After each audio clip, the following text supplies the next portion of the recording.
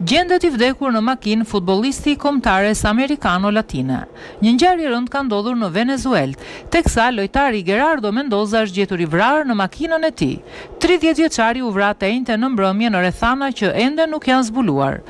Hipotezat ngrihen se lojtari mund të ketë refuzuar të dorëzoj makinën e tij tek ajdutët dhe kjo ka bërë që ata ta vrasin. Ose një hipotezë tjetër është ajo e krimit për shkak të futbollit. Gjithsesi, policia po mbledh provat në mënyrë që të zbartë ngjarjen që ka tronditur të gjithë futbollin venezuelian.